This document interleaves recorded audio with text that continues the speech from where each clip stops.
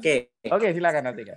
Jadi mungkin gini, Pak Agus. Pertama, terima kasih Pak atas isinya ya untuk terhadap Fusion dan ada minat mengundang saya ya untuk mengisi kuliah tamu dan lainnya. Aku tuh, to be honest tuh, aku tuh dulu tolakan ITB loh Pak. Kenapa? Aku tuh dulu tolakan ITB aku dulu. Iya, udah dengar katanya magangnya di Urbane dulu. Iya, dulu tuh aku tuh mau masuk ITB tuh ditolak 3 kali ya. Sekarang diundang makanya, sama saya ya. Makanya sekarang ITB ngundang, aku senang banget. Kampus yang nolak bukan saya, Mas. Nah, mungkin gini Pak Agus, kalau dari saya, jadi pertama aku tuh perlu tahu dulu ekspektasi terkait inovasi bisnis yang tadi Pak Agus inginkan ya. Karena aku perlu make clarified dulu tuh saat ini tuh Delusion itu sudah beyond dari apa yang kita sebut bisnis konsultan arsitek. Karena saat ini tuh Delusion itu sendiri bentuknya kan saat ini holding company Pak, satu grup bisnis. Di bawah kita tuh ada 6 unit utama. 6 unit utama ini nih yang bergerak di bidang arsitektur perencanaan itu ada 2. Satu namanya Delusion Studio, satu namanya Delusion Home. Nah, Delusion Studio ini konsultan yang konvensional seperti konsultan pada umumnya. Praktek bisnisnya adalah mengerjakan perencanaan arsitektur dari korporat-korporat dan big client. Kalau Delusion Home itu adalah konsultan yang kliennya lebih banyak retail, rumah-rumah tinggal, tapi yang memang hari ini lagi mau kita digitalisasi Pak prosesnya. Jadi memang aku bisa bilang gini, Delusion itu dulu berangkat memang awalnya konsultan arsitektur ya, bisnis kita perencanaan konvensional awalnya. Tapi seiring dengan berjalannya waktu, dengan apa yang kita dapat, dengan perkembangan dunia bisnis hari ini, dengan segala inspirasi yang kita pelajari, memang akhirnya misi kita tuh di Delusion itu bukan hanya sebatas membuat karya-karya arsitektural yang ikonik. Tapi saat ini kita di Delusion Group itu misi dan mimpi kita itu adalah bukan lagi membuat yang ikonik, tapi bagaimana yang ikonik dan keren itu bisa kita multiplikasi dalam kuantitas yang banyak sehingga barang itu menjadi barang yang inklusif. Jadi sebenarnya misi Delusion itu tuh menginklusifkan karya-karya arsitektur yang keren-keren itu. Kalau membuat karya arsitektur yang keren-keren kan pasti arsitek kita banyak sekali ya, arsitek tanah air yang banyak sekali. Cuman memang saat ini Delusion Group itu fokusnya memang bagaimana yang keren-keren itu bisa kita multiplikasi sehingga akses masyarakat terhadap yang keren-keren itu lebih accessible dan approachable. Kira-kira seperti itu.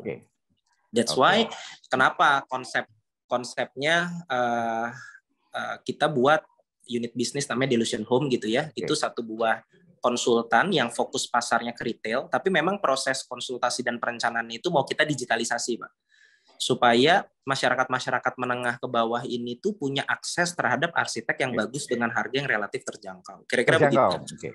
Terjangkau. Tapi itu open ya, bukan rahasia dapur ya, Mas Ega ya. Ya, kalau misalnya itu minta kita minta ceritakan gitu, bukan rahasia dapur ya? Ada yang apa? Sebenarnya enggak sih Pak. Kalau dari kami tuh, to be honest ya, kalau tadi Bapak nanya rahasia dapur, to be honest sih kita di Delusion Group itu nggak ada rahasia yang gimana banget sih Pak. Karena to be honest gini, kebanyakan para praktisi arsitektur memang itu biasanya tuh mereka kehabisan waktu dalam proses mendesain proyek-proyek mereka. Sehingga mereka itu memang umumnya tidak punya ruang yang atau waktu yang lebih luas untuk memikirkan dari kacamata bisnis, pengembangan bisnis, strategical bisnis, build a corporation. Rata-rata karena mereka habis waktunya itu di project-nya itu sendiri, sehingga rata-rata dari mereka tuh tidak sempat melakukan itu, atau mungkin tidak tertarik melakukan itu, atau mungkin tidak memilih jalan itu. Nah, memang yang kami ambil di Delusion itu adalah kami mengambil jalan itu. Dulu mungkin 4-5 tahun pertama Delusion, kami merasakan memang project kami dapat recognition di bidang desain, kami dikenal publik, sehingga kita saat itu tuh berada di satu titik, apalagi nih yang mau kita lakukan gitu, what next? Setelah di bisnis konsultan ini kita menghasilkan beberapa karya yang akhirnya mungkin mencuri perhatian, Saat itu kita tuh co-founder di Delusion tuh berdiskusi apalagi yang mau kita lakukan gitu. Nah, disitulah tercetus memang misinya Delusion itu memang saat ini aku bisa bilang gamenya itu benar-benar sangat tidak hanya sebatas konsultan arsitek sih, Pak. Ya, konvensional karena tadi aku, ya. Iya. Ya, karena tadi aku cerita ke Bapak itu, kita segrup itu ada 6 unit bisnis, yang konsultan itu hanya 2, itu pun satu konsultan itu digitalisasi gitu loh. Sisa 4-nya ini kami punya developer, kami punya kontraktor, kami punya konsultan properti, kami punya digital media. Jadi memang udah ragam banget nih Pak gitu. Nah, kebetulan aku memang day to day-nya aku lebih banyak memang di grup. Sehingga aku tuh lebih banyak itu fungsi dan tugas utama itu aku lebih banyak membangun strategical business, membangun visi, mengawal setiap unit ini bergerak pada ritmenya. Jujur aku pribadi itu sudah hampir 4 tahun ya tidak terlibat dalam day-to-day operation di bisnis konsultan. Karena di konsultan itu sendiri udah ada CEO-nya sendiri juga di situ di unit bisnis. Nah, kira-kira gitu sih Pak Agus bayangan form Delusion hari formnya ini. Ya, Nah, tadi kalau pertanyaan Mas Ega apakah ini relevan atau enggak, nanti saya akan tanya ke teman-teman mahasiswa apakah ini relevan buat mereka atau enggak. Tapi kalau buat saya ya kebetulan saya mendalami inovasi, Mas. Ya, Steve Jobs lah idola mereka. Bagaimana mereka kan desain juga Steve Jobs kan dia kan mendesain produk. Nah, kalau Pak Agus rujukannya Steve Jobs, saya sangat bisa menceritakan banyak tentang Steve Jobs. Karena saya membaca buku Steve Jobs tuh super detail dan itu inspirasi saya. Saya jujur inspirasi saya itu ada 2 Pak, Steve Jobs sama Walt Disney. Itu yang membuat saya membangun Delusion Group hari itu mereka berdua itu. Berarti referensi saya dan referensi Mas Ega sama. Tapi apakah ini yang diharapkan oleh mahasiswa? Saya perlu nanya dulu. Nah, iya Pak. Ini yang pertama. Betul. Gitu. Pertanyaan pertama. Oke, siapa yang ingin mulai menanggapi? Kita kasih dulu ya ke mahasiswa ya. Ya. Elena, siapa mau Elena dulu atau siapa? Biasanya Elena dulu mancing teman. Elena sudah ikut sama saya, Pak. Dia tingkat 2 sudah ikut magang dengan riset saya. Jadi ceritanya panjang lah nanti dan luar biasa ya. Saya sangat terbantu sama Elena dan bahkan over ekspektasi. Dia membuat suatu entah gimana caranya saya juga percaya aja, tetapi manuver dia lah. Apa yang dia lakukan itu over expectation of my research ya. Community service lah lebih banyak ngabdian masyarakat. Dan kamu sudah saya puji nak loh, ketemu sama orang nomor 1-nya ini loh, perusahaan yang inovatif loh. Aduh. Oke Pak, mungkin beban mental. Mungkin sebelumnya sih ini ada titipan pertanyaan dulu ya dari yang tidak bisa hadir, tadinya mau hadir, mau ikut karena tertarik di Delusion gitu ya. Cuman nomor 2 Mas, saya nanti. Di sini mungkin ini Pak, kalau misalkan di Delusion ini bakal belajar tentang desain interior gak? Dan kalau misalnya nanti intern gitu di sana, latar belakang RC-nya tuh harus menjadi drafter atau nanti ada job desk apa gitu kalau misalnya untuk magang atau KP nanti gitu, mungkin gambaran ke sana. Gitu. Makasih Pak. Jadi gini, ya sama-sama. Jadi gini, sebenarnya kalau bicara mau magang di Delusion Group, kami itu sebenarnya itu membuka banyak banget kesempatan untuk seorang arsitek itu belajar di semua lini, baik mau di konsul, di developer, karena terbiasa semua lulusan arsitek itu kan jadi konsultan ya. Banyak dari mereka yang akhirnya tuh prakteknya tuh bisa di kontraktor, bisa di developer, bisa bangun konsultan sendiri. Bahkan di era sekarang banyak lulusan arsitek jadi konten kreator, ya kan? Era ini kan udah berganti cepet banget. Nah, memang pada prakteknya kalau tadi ditanya, intinya dari Delusion itu membuka kesempatan belajar dan magang, kita open banget. Dan memang itu harus harus kita program khusus ya Pak ya, soalnya gini itu yang nomor 2 nanti pertanyaan nomor 2 harus di program khusus ya. Kenapa? Karena memang aku to be honest, aku tuh udah nggak tahu ya bagaimana sekarang tuh tim Delusion, terutama kalau yang ke konsultan kan Delusion Studio tadi namanya ya. Aku tuh sekarang udah nggak tahu bagaimana mereka tuh menseleksi mahasiswa KP atau magang. Tapi yang jelas setahu saya itu kan yang ngelamar tuh banyak banget, dan banyak sekali dari yang ngelamar itu pun juga nggak dilihat. Jadi artinya tuh karena saking banyaknya nggak semua dibukain. nggak semua dibukain, jadi kayak cuman udah dapat udah tuh yang lamar itu tuh nggak dibuka-bukain lagi gitu. Itu teknisnya sih. Jadi memang kalau memang dari ITB ada minat tadi, kita bisa bangun satu program khusus memang dikonsernkan lah kira-kira begitu. Oke, dan jawab nomor 2 nanti. Berarti kan memang saya ingin bikin satu program khusus ya. Selain Delusion juga ICOM, Quadratura sudah saya kontak, Delusion yang ketiga. Itu oke. Nah, nggak tahu Elena nanti bisa tadi mungkin aku jawab ya tentang interior ya. Jadi gini, kalau misalnya nanti akan perbedaannya gini, kalau dia mau belajar tentang proyek-proyek yang sifatnya interior atau proyek-proyek skala besar, korporat gitu ya, itu paling pas itu magangnya di Delusion yang studio. Kalau mau belajarnya tentang rumah tinggal, interior rumah tinggal, itu lebih tepat belajarnya itu di Delusion Home. Ya, jadi kalau di kita tuh beda entitas Pak, beda perusahaan dan beda pimpinan gitu. Nah, tergantung mau belajarnya apa.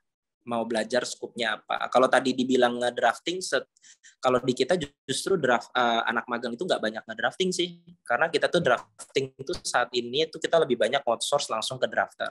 Jadi anak magang itu nanti perannya akan lebih banyak bikin proposal, bantu-bantu. Intinya supporting arsitek sama engineer kita ya. Kalau di kita tuh ada arsitek dan ada engineer gitu.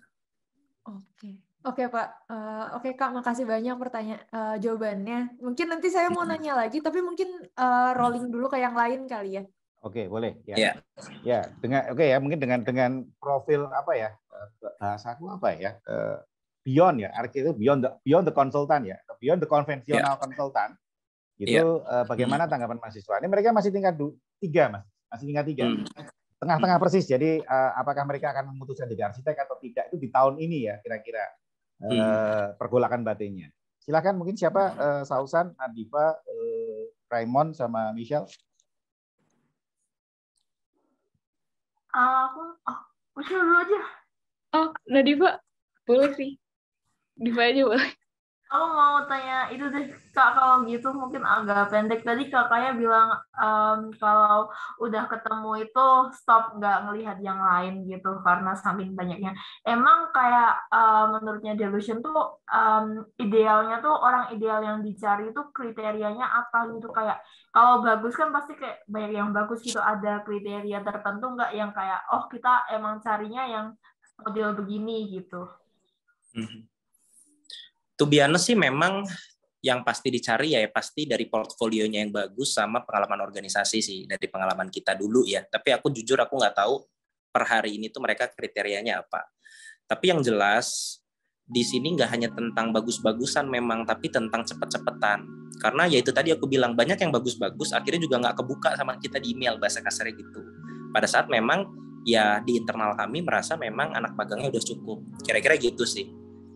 Jadi memang apa ya, kalau randomly ngirim email gitu itu memang kemungkinan untuk dapat itu kecil sih, karena mereka menyaring banyak dan nggak ngebukain semua. Jadi kayak misalnya ada 20 nih yang pelamar gitu ya, itu tuh nggak 20 yang dibukain tuh satu-satu tuh, ke 1, ke 2, ke 3. Kalau di 3 cocok udah yang 3 diterima, yang ke 4 sampai 20 kagak dibuka, nggak dibaca. Kira-kira gitulah kalau di Delusion. Mas, kalau kita ngomong-ngomong aja nih, kira-kira kalau ITB mau kirim ya lewat saya lah, kira-kira itu kuota berapa ya? Kira-kira 3 orang banyak kan nggak? Atau 2? Enggak sih Pak, enggak sih. Kita bisa atur kok. Kalau memang dari Pak Agus ini, apalagi kan sekarang kan sistem kita tuh kerjanya lebih banyak mobile ya gitu. Ada yang bisa ke kantor, ada yang WFH. Jadi memang kita nggak bermasalah dengan pack sih. Cuman memang untuk jumlah pastinya mungkin nanti aku harus nanya harus ya sama di bawah ya, harus teknisnya betul. Ya kalau aku harus nanya. Kalau saya senang ganjil, jadi kalau 4 kebanyakan, tapi kalau 2 genap nggak enak. Saya senang ganjil 3 gitu.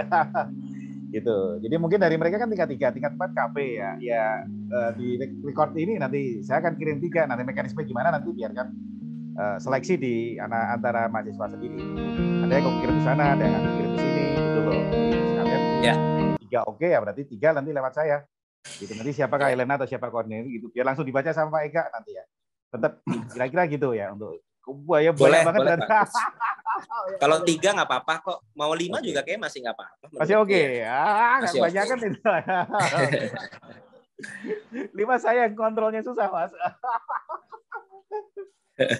Oke, silakan. Ada lagi?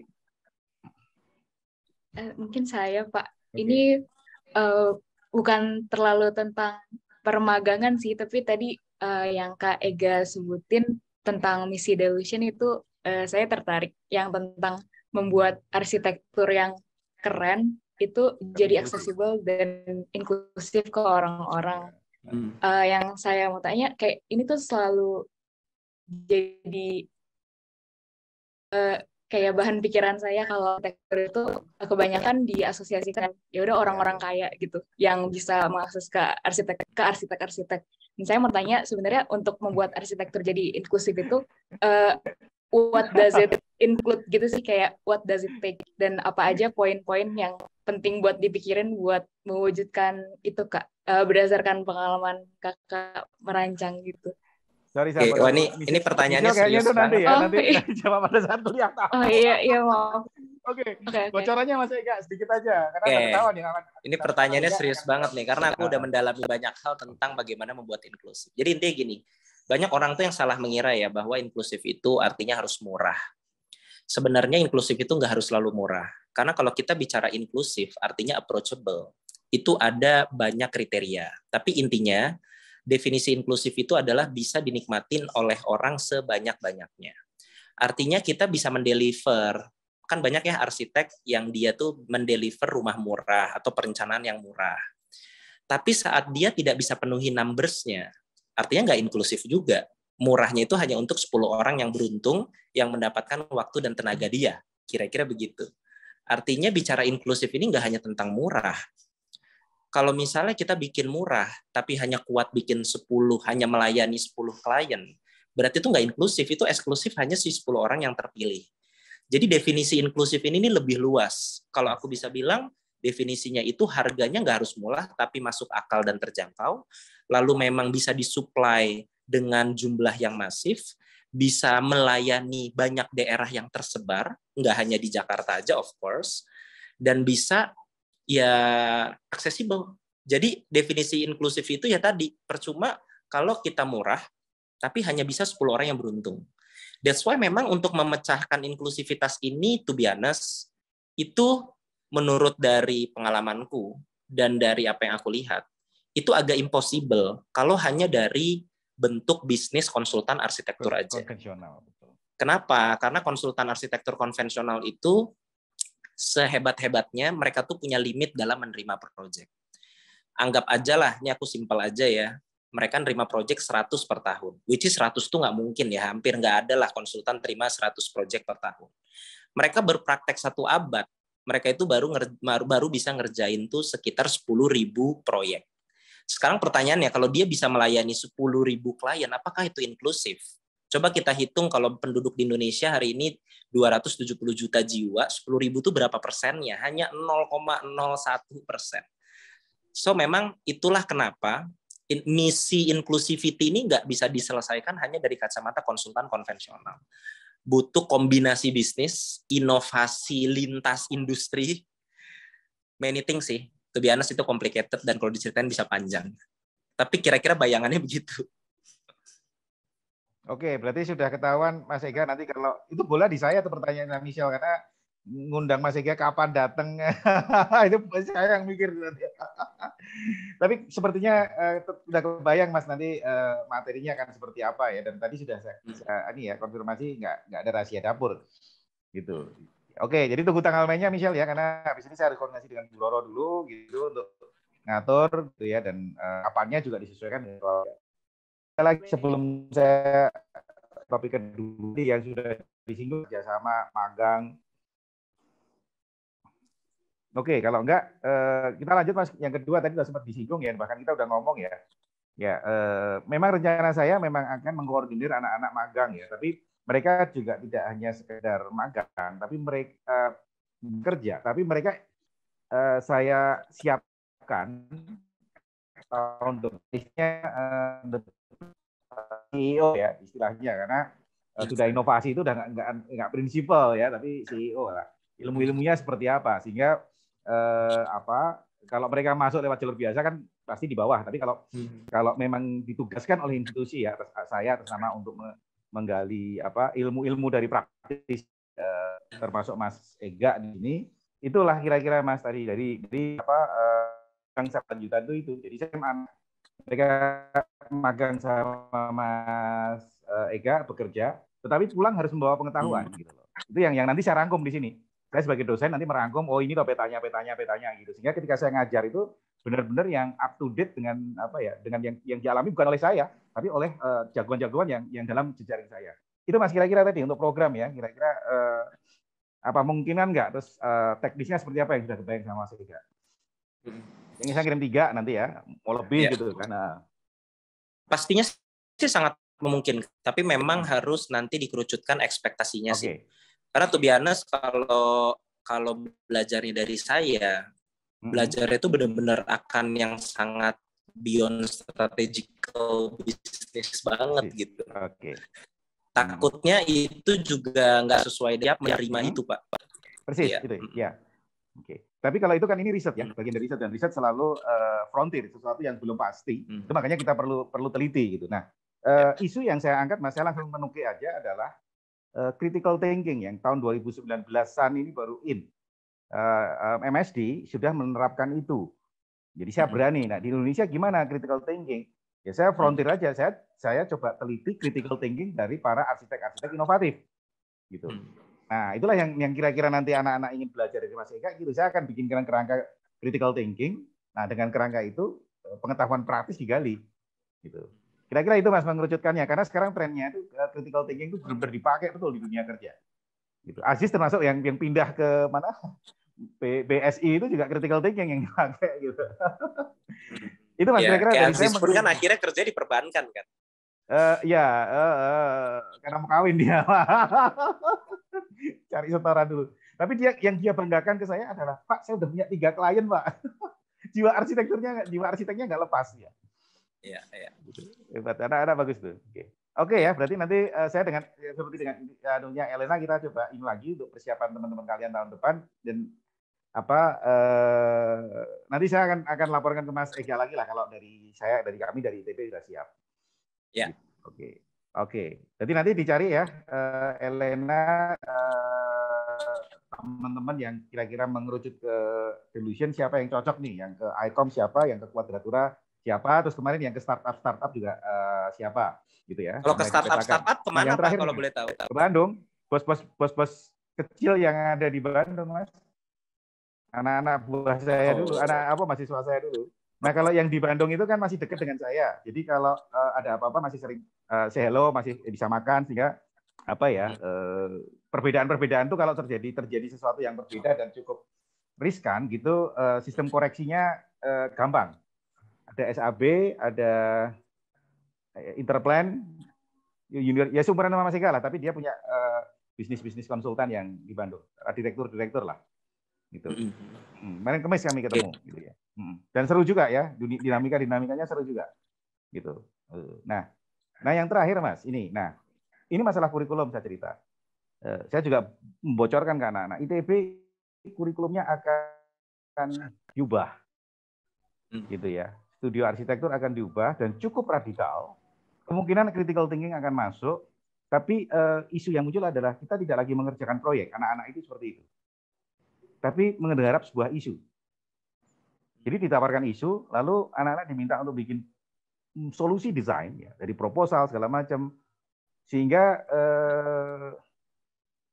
akan lebih sangat kritis, sangat thinkingnya ya. Kalau dalam bayangan saya ini masih digodok ya, dosennya baru sekali rapat sosialisasi kurikulum ya. Timnya juga saya tidak di tim kurikulum ya, tapi kemudian sudah sosialisasi, jadi itu informasinya. Sehingga nanti satu dosen akan menawarkan jadi kalau dulu tuh konvensional kan ada satu koordinator kasih proyek, lalu dosen itu hanya sebagai asisten lalu asistensi. Gitu ya, masih kan dulu gitu ya di BINUS gitu. Ya. Nah, ITB akan mengubah. Jadi saya akan menawarkan sebuah case gitu, sebuah project gitu dengan isu tertentu gitu. Oke, nah ya otomatis kan saya harus bersaing dengan dosen-dosen yang lain ya. Nah, salah satu yang ingin saya libatkan Mas Ega ada di situ. Kalau untuk proyek-proyek rumah tinggal gitu, kalau cuma gitu-gitu aja nggak akan menarik gitu loh. Jadi nanti di dalam sebuah saya belum bisa bicara banyak karena kurikulumnya juga belum jadi. Tapi untuk tugas rumah tinggal, kan tingkat 2 biasanya rumah tinggal. Isunya adalah isu-isu yang di-generate oleh delusion, misalnya tadi replikasi gitu. Jadi ketika saya memberikan tugas ke mahasiswa, gitu, isu-isu yang saya sampaikan ke mahasiswa bukan isu versi saya, tapi isu versi real problem yang dihadapi oleh konsultan. Kita exercise, jadi apa ya? ITB itu mau jadi riset, ITB itu sudah jadi riset university. Maka tugas mahasiswa itu as eksperimen, as lab, di mana saya adalah penelitinya, yang mengarahkan supaya jangan terlalu kemana-mana. Tapi problem itu dibawa oleh industri. Kalau saya rasa di negara-negara maju sudah gitu loh, Mas. Di MIT itu sudah gitu. Problem diberikan industri, lalu profesor melakukan, saya belum profesor, profesor melakukan riset, lalu anak-anak bereksperimen di situ. Itu Mas Ega kira-kira. Nggak tahu, mungkin nggak tahun depan, tapi mungkin 2 tahun lagi ya, ketika kurikulum udah jadi gitu. Apakah ini memungkinkan nggak? Jadi ketika saya memberikan tugas, saya ngobrol dengan Mas Ega. Mas kira-kira isu apa di rumah yang saat ini tren ya? Oke, waktu itu saya bikin tugas kayak gini gimana? Oke. Nah, mereka tugas nanti otomatis kan Mas Ega ikut review ya, karena kan kemampuan saya mereview secara aktual, the real problem kan terbatas. Kalau dari teori, dari kerangka normatif, dari logic ya, dari cara berpikir, oke lah saya jago gitu ya. Tapi dalam isu-isu yang aktual kan saya butuh orang yang memang day per day berhadapan dengan isu aktual. Itu Mas Ega. Boleh aja Pak, nggak masalah. Bisa ya, nanti saya akan coba. Ini mungkin 2 tahun lagi gitu ya. Untuk isu rumah tinggal kayaknya itu nanti jarak jauh segala macam. Waktu ya, mungkin yang akan saya waktunya Mas Ega nanti untuk berdiskusi. Boleh kok Pak. Okay. Boleh. Anyway itu good thing sih menurutku, critical thinking itu ya. Dan memang kan gini ya, prakteknya itu dalam arsitektur itu critical thinking itu perlu, dan memang prakteknya itu sometimes itu harus multidimensi Pak. Multidimensi ini artinya terutama ya kalau kita berhadapan sama klien korporat ya. Beda kalau kita berhadapan sama klien perorangan yang dia yang akan menggunakan bangunannya. Artinya mungkin klien and user satu orang ya. Ya, usernya satu orang atau satu family lah gitu. Tapi kalau klien kita korporat itu kan usernya kan multi ya. Kalau klien kita developer misalnya, kita harus bisa membuat project yang bisa laku terjual, bisnisnya works dan lain-lain kan. Nah, itu sometimes apa ya? Arsitek pada prakteknya di dalam praktek industri ya. Arsitek yang bisa merancang sesuatu tapi punya view bisnis itu kenyataannya lebih banyak menang tender sih. Karena dia ngerti usernya. Karena dia ngerti, betul. Karena kan developer ujung-ujungnya ya profit ya. Pembeli gitu. ya. Betul. Mau desain yang super idealis tapi profitnya down gitu nggak kepake gitu. Jadi memang prakteknya butuh ilmu yang beyond hanya sekedar desain. Ya. Tapi butuh kacamata gitu. Oke, baik. Terima kasih Mas Ega. Wah, ini setengah jam dari saya udah tuntas nih. Mungkin dari teman-teman mahasiswa ada yang mau menyampaikan? Efektif banget nih Mas. Nggak nyampe sejam udah beres ya. Mungkin ini Pak, saya ada beberapa pertanyaan tadi dari bahasan-bahasan. Mungkin ini dulu kali ya yang kemarin sempat kita ngobrol juga Pak Agus dan juga dari founder-founder lain gitu ya. Kan kalau misalnya boleh nanya nih Kak Ega gitu, di Delusion gimana kondisinya sekarang? Karena kan kalau dengar-dengar dari pembicaraan kemarin itu project-project mulai nurun nih untuk arsitektur gitu, kayak gimana survive-nya di Delusion dan sebagainya. Mungkin kalau misalnya boleh di spill dikit gitu Kak. Spoiler Mas. Jadi sebenarnya gini, masuk ke era pandemi kemarin, to be honest itu project kita yang down itu memang project korporat sebenarnya. Karena dulu tuh Delusion itu paling banyak itu, Delusion tuh dulu punya 2 pasar besar. Satu proyek-proyek retail, bangun-bangun rumah tinggal, desain rumah tinggal. Satu lagi itu project-project korporat ya. Dan yang paling banyak kita kerjain itu sebenarnya bikin kantor-kantor korporat. Pada saat masuk pandemi, kantor-kantor korporat itu kan pada down ya. Perusahaan-perusahaan itu menahan mereka punya cash buat mereka bikin kantor. Karena lebih cenderung banyak yang WFH dan via Zoom. Cara mengatasinya kemarin adalah memang akhirnya kita fokus pivoting ke memang project-project yang memang lebih possible. Akhirnya memang kita tuh membuka keran yang lebih besar tuh untuk menerima proyek-proyek rumah tinggal. To be honest tuh hari ini Delusion Home itu, aku bisa bilang tuh mereka sangat produktif dalam menerima proyek rumah tinggal tiap bulannya. Setahu aku tuh mereka tuh menerima tuh per bulan tuh proyek itu bisa dapat 6 sampai 8 proyek. Artinya tuh proyek itu banyak sebenarnya yang masuk. Very very banyak. Bahkan banyak yang belum kita maksimalkan lah untuk kita bisa handling. Tapi kalau di bisnis konsultan yang jadi problem itu adalah eksekusi di internalnya. Karena saat makin banyak project, di situ kita akan makin gendut OPEX-nya ya, atau biaya operasional untuk nge-hire arsitek in-house. Nah, salah satu strategi yang kita lakukan adalah bagaimana kita melakukan hybrid production, yang dimana ada produksi-produksi yang kita bisa outsourcing keluar, ada produksi yang tetap kita pegang sendiri supaya dia tetap megang nilai-nilainya Delusion. Itu salah satu solusi yang paling impactful sih. Karena dulu tahun 2021 di masa pandemi, aku bisa bilang tuh dulu karyawan Delusion yang Delusion Home itu bisa 30 sampai 35 orang sendiri. Itu untuk mereka tuh cuman kuat nerima tuh proyek per bulan itu 6. Jadi setiap bulan tuh dapat 6 proyek, bulan depan dapat 6 proyek. Sementara kan ngerjain proyek kan nggak 1 bulan kan. Ngerjain proyek perencanaan itu kan bisa prosesnya tuh sampai akhir tuh bisa 3 sampai 6 bulan gitu. Jadi efeknya tuh kan ketumpuk. Nah, disitulah terjadi satu proses di mana bahasanya gini, Delusion tuh nggak kekurangan proyeknya banyak banget. Cuman tantangan yang Delusion hadapi itu adalah dengan proyek yang sebanyak ini, lalu biaya operasional yang akhirnya tinggi, karena nge-hire arsitek in-house-nya kebanyakan, akhirnya itu nggak untung secara bisnis. Nah, kemarin akhirnya kita, yang salah satu kita lakukan adalah mengatur ulang lah flow kerjanya, prosesnya, seperti apa, dan kita memaksimalkan yang kita bisa outsource, kita outsource. Tapi bagaimana saat kita meng-outsource, nilai atau value utama dari Delusion itu nggak hilang. Quality, value and quality. Apalagi value ya, quality otomatis ada di value ya.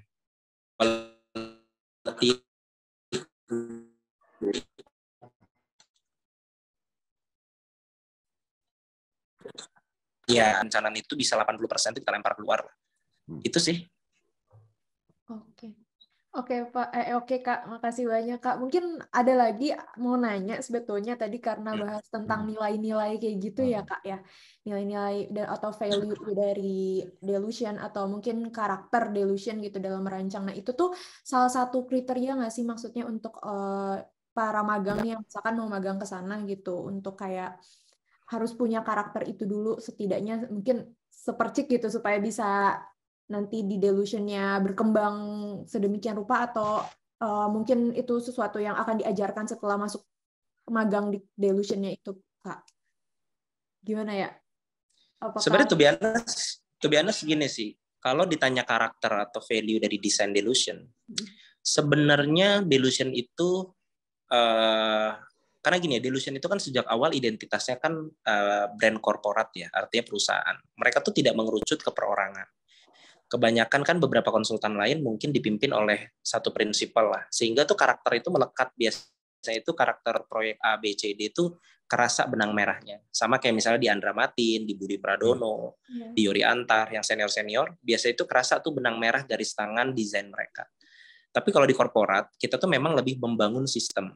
Artinya, bicara style, aku bisa bilang gini, di Delusion itu ada karya-karya yang desainnya gayanya kontemporer, modern, ada juga yang minimalis box-box, ada juga kadang yang agak-agak American klasik gitu ya. Tapi satu benang merahnya kalau di Delusion itu adalah semuanya itu harus ikonik. Nah, ikonik itu jadi bottom line yang ada di Delusion. Kalau kita representasikan ikonik itu apa sih? Ikonik itu kan sesuatu yang kalau kita lihat itu sesuatu yang beda dan tidak seperti pada umumnya. Artinya apapun yang kita buat, bentuknya apapun, stylenya apapun, definisi ikonik itu akan selalu membuat orang itu akan melihat itu, mencuri atensi dia, lalu akan membuat dia berpikir, oh ternyata bisa seperti itu ya. Nah, itu kuncinya sih kalau di Delusion. Jadi kita lebih ngejar outputnya. Caranya beragam. Kita bebaskan arsitek kita. Arsitek kita tuh, to be honest, kalau di Delusion itu sangat dibebaskan. Mereka punya keleluasaan mengeluarkan idenya, kreativitasnya, inovasinya. Karena nggak terikat style. Kalau misalnya di kantor konsultan lain, mungkin kan kita harus ngikut style prinsipal yang ada di sana. Nah, kalau di Delusion tuh enggak. Tapi syaratnya satu, apapun yang lu desain, outputnya tuh harus ikonik. Ikonik itu, definisinya apa? Membuat dan mencuri atensi orang yang melihat itu. Itu kan bicara dalam hatinya ternyata bisa seperti itu ya. Itu sih formulanya tuh seperti itu, sederhana sebenarnya. Oke, oke Kak. Makasih banyak Kak. Tapi ini jadi mau nanya lagi nih, mungkin boleh nanya lagi nggak nih? Atau teman-teman yang lain mungkin ada yang mau nanya dulu? Boleh, tanya yang banyak, mumpung ada waktu. Ya Kak, ini tadi kan apa ya? Kalau dari Pak Agus kan minta bantuan untuk mencarikan teman-teman mungkin kali ya yang akan mungkin berpotensi untuk nanti bisa masuk delusion ini gitu. Tapi yang diperlukan dari saya sendiri itu magang. mungkin kayak kriterianya tuh gimana gitu. Maksudnya kayak apa yang akan dicari dari delusion buat anak-anak magang itu apa yang delusion cari gitu? Atau tujuannya atau gimananya supaya bisa membantu saya menyaring anaknya gitu ya. Pertanyaan bagus. Kayak Accept gitu. ya. Supaya accept lah. Yang pasti dia yang magang tuh punya passion ya. Artinya to be honest, kita menghindari sih untuk fokus kepada mungkin tanda kutip mahasiswa sama mahasiswa yang cuman pintar aja, tapi dia nggak happy apa yang dilakukan, mengerjakan, dan kita membutuhkan yang artinya haus ilmu itu, apalagi masih magang ya. Magang itu kan apapun yang kita nanti tugaskan dan berikan itu semua kan ilmu. Kita berharap mahasiswa itu nggak melimitasi ilmu yang harus didapat di usia mereka sih. Artinya, oh gue cuma mau nih ilmu ini gitu.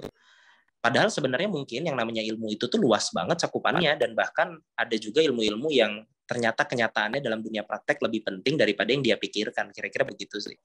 Jadi mungkin yang satu pasti kalau di anak magang itu, nah juga nanti tergantung ya anak magangnya itu nanti plottingnya mau di mana. Karena kalau di delusion itu mungkin idealnya kalau misalnya mau ngiter ya dia ngerasain jadi tim bikin proposal, ngerasain jadi tim bikin engineering, ngerasain macam-macam ya. Yang pasti yang akan dilihat itu sih. Makanya kenapa kita itu concern ya sama pengalaman di dunia organisasi ya. Karena biasanya mahasiswa yang berorganisasi, mereka tuh bisa lebih fleksibel ya. Artinya bisa lebih agile, mereka bisa lebih haus ilmu. Artinya ya apapun di usia muda ya dia pelajarin aja lah, kira-kira begitu. Itu sih concernnya sih. Ya sama mungkin ya secara desainnya oke lah gitu ya, kira-kira seperti itu sih. Tapi kalau di kita, kalau kayak IP ya, kayak apa gitu tuh nggak berpengaruh sih di kita, nggak kita lihat sih kenyataannya. Iya. Karena susah. Makanya saya royal nilai Mas ke mahasiswa. Karena nilai nggak akan dilihat. Saya royal nilai. Iya, soalnya kadang B gitu. Kadang nilai nggak dilihat kan bener. Iya, karena kadang kalau misalnya nilainya kalian kan tahu ya kasus, sorry itu saya kita bersama-sama belajar ya, kasus anak yang apa mahasiswa arogan dari UI dulu itu gaji pernah nggak pernah viral tuh dulu tuh mahasiswa UI ya yang soal gaji apa dan lain-lain gitu. Nah, sometimes memang seringkali ya karena kita tuh yang ngerasa mungkin kita tuh unggulan, lalu kita pintar, lalu kita dari universitas ternama, kita tuh jadi melupakan nilai utama untuk berhasil sih. Karena kenyataannya tuh berhasil itu tuh nggak bisa, bukan dari situ value-nya gitu loh. Nah, kita to be honest, kita pasti nggak mau banget tuh anak-anak tipe yang seperti itu. That's why biasanya kalau anak-anak yang tidak punya aktivitas lain selain belajar dan mengejar nilai, biasanya itu mereka pikirannya kurang terbuka. Saat pikirannya kurang terbuka, bahasa kasarnya ini kurang gaul ke kanan kiri dah gitu. Jadi belagu banget gitu loh. Ya kayak si anak UI itu kurang main itu pasti. Kurang piknik ya. Kurang nongkrong itu, kurang main. Oke. Gitu sih kira-kira. Ya, makasih banyak Kak. Mungkin itu dulu pertanyaannya. Kayaknya ini kan ada dua kemungkinan ya. ITB memberikan dua opsi kalau kuliah tamu, apakah daring atau luring ya. Kalau opsi saya dari ngobrol-ngobrol seperti ini, sepertinya Mas Ega mesti datang ke ITB ini nanti. Gimana kalau tawaran seperti itu, Mas? Harus luring. Gak apa-apa sih, Pak. Saya tuh biasa sebenarnya lebih senang offline sih. Offline, oke. Ya udah, saya akan set nanti. Karena kan jadwal anak-anak padat ya. Kemungkinan di luar kuliah, di luar jam kuliah. Kita hari Jumat gitu ya. Kita hari Jumat. Ya buat saya sekalian liburan ke Bandung, Mbak. Liburan, gitu ya. Jumat pagi gitu. Nah, sorenya ngobrol ya gitulah. Sebelum liburan, sebelum ini kita waktu untuk ngobrol sesuatu yang bersifat kerjasama. Oke, ini sudah 19:19 ya, rasanya sudah cukup. Kecuali kalau masih ada yang lain ya, jangan dari Elena lah. Karena nanti ditahan nak kalau pada saat hari H itu kan ya. Ini kan sebenarnya buat Mas Ega untuk nanti apa ya menyiapkan ya. Apa yang ekspektasi dari audiens mahasiswa kami akan seperti apa kan buat Mas Ega ya. Gitu. Ya, waktu masih harus saya yang atur, Mas, masih banyak. Ini baru kuliah pertama minggu ini. Gitu. Oh, gitu kan? Betul, si Elena. Iya, Pak. Baik. Mungkin ini Kausan, Pak, mau nanya, Pak. Oke, ya. Iya, Pak. Halo, selamat malam, bagus teman-teman dan Kak Ega. Ya. Kak Ega, aku mau nanya ini, Kak. Tadi Kakak kalau nggak salah menyebut tentang strategic marketing gitu, Kak. Sebenarnya Delusion tuh membuka posisi itu untuk mahasiswa nggak sih, Kak? Terutama buat strategic marketingnya dan business developer mungkin. Karena mungkin saya agak cukup tertarik dengan hal itu, gitu, Kak. Dan mungkin satu pertanyaan lagi, kalau misalkan kita mau daftar misalkan di Delusion bagian developer gitu, itu tuh kita harus mendaftarkan ke bagian situnya aja atau nanti pemetaannya itu sendiri dari Delusion ya, Kak? Seperti itu. Terima kasih. Ya, to be honest, sangat bisa sih, sangat bisa. Makanya kalau memang ya, tadi aku bilang ya, karena Delusion itu sekarang bentuknya kan grup bisnis ya, lalu multi industri. Dan mungkin kan sometimes mungkin passion mahasiswa arsitek itu nggak semuanya kan di konsultan pada prakteknya. Apalagi di era sekarang ya, era sekarang ini sangat era banyak sekali lah possibility yang sangat berbeda dengan era 10 tahun yang lalu. Kita membuka banget sih. Nanti mungkin bisa disampaikan aja minatnya mau kemana, iniannya mau kemana, lalu mau belajar industrinya apa, mau ke Delusion Land sebagai developer bisa, mau ke konsultan bisa, mau ke tim marketing bisa. Kan Delusion viral banget tuh Instagramnya. Mungkin penasaran bagaimana proses behind-nya. Padahal sebenarnya ya proses behind-nya nggak gimana-gimana banget sih. Viral itu kan kombinasi dari teknik yang baik dengan produk yang baik. Artinya syarat utamanya produknya harus baik. Produk yang baik dilengkapi teknik yang baik, akhirnya dia bisa viral. Tapi kalau hanya teknik yang baik, produk yang nggak baik, ya sama aja bohong sebenarnya gitu. Tapi bisa banget kok, kita open banget. Bukan rahasia ya, Mas, memviralkan karya-karya itu bukan sesuatu yang rahasia dapur ya? Enggak sih, Pak. Enggak rahasia dapur sih. Karena memang to be honest ya, dulu tuh gini, Pak. Dulu tuh Delusion itu pertama kali mulai viral, saya ingat banget. Itu tuh saya tuh hanya ngepost karya Delusion yang udah jadi di foto di Facebook saya pribadi. Nggak ada strategi apapun, saya cuma ngepost biasa doang. Saat itu disitulah mulai rame, kegulung, sampai di reshare tuh dulu sampai puluhan ribu orang. Barulah di situ kita mulai viral. Dari saat itu kita baru mulai terbiasa setiap ada karya kita foto yang baik taruh medsos, foto yang baik taruh medsos. Sebenarnya gitu doang sih. Siapapun tuh bisa meniru apa yang dilakukan Delusion, sesimpel itu. Gitu. Cuman balik lagi, sebenarnya core-nya adalah ya produknya itu sendiri. Yang bikin viral itu ya produk itunya sendiri gitu loh. Kalau produknya kita nggak kuat, yang ngeviralin sesuatu ya susah banget. Dan kalaupun viral, akhirnya cuma naik saat itu. Itu besok belajar hilang. dari Pak Emil bukan? Kang Emil bukan? Dia kan enggak sih. Wah, dia kan jago banget itu, Pak. Sampai jadi gubernur. Tapi kalau cara marketing and strategic marketing, to be honest, aku belajar dari Walt Disney Company. Oke, gitu ya. Okay. Itu banyak ilmu-ilmu, ya dibilang rahasia juga enggak sih, tapi ya ada sedikit rahasia juga lah, tapi kita open kok, itu bukan rahasia dapur perusahaan yang gimana banget. Kok saya lupa, saya mau ngomong apa saat lagi, kok lupa ya. Tadi udah ya, berarti luring ini sudah, oh ya, sudah sih rasanya ya. Oke, nanti saya kontak Mas Ega lagi untuk waktu pastinya ya, dan teknisnya akan seperti apa. Ya. Itu. Oh iya, untuk Sausan itu menarik. Kemarin saya nggak datang ya, bahwa ini saya cerita sedikit Mas Ega, memang isu marketing dalam desain ini menjadi isu yang kemarin ketika saya bicara dengan sedang gandeng ini teman dari SBM yang sedang mendalami itu baru isu. Jadi nanti kemungkinan juga ke depan bakal praktek-praktek bisnis dari desainer, dari artis ya, gitu akan melibatkan teman-teman dari SBM ITB, teman dari SBM ITB, kan mereka kan mendalami itu. Itu buat Sausan nanti kalau mau ikut di situ kan bergulir terus gitu, bisa ikut nanti dengan bisa ikut kelas di SBM ya, dengan kasus Delusion misalnya. Baik, kalau gitu ini kita akhiri pertemuan awal kita untuk ketemu lagi di lain tempat. Baik, terima kasih buat Mas Ega. Selamat melanjutkan istirahat malamnya. Gitu. Sama-sama Pak Agus. Terima kasih ya semuanya ya. Assalamualaikum warahmatullahi wabarakatuh. Waalaikumsalam. Makasih banyak Kak Ega. Makasih Ya. banyak Kak. Makasih banyak Makasih Kak. Kak Agus juga. Terima kasih Kak.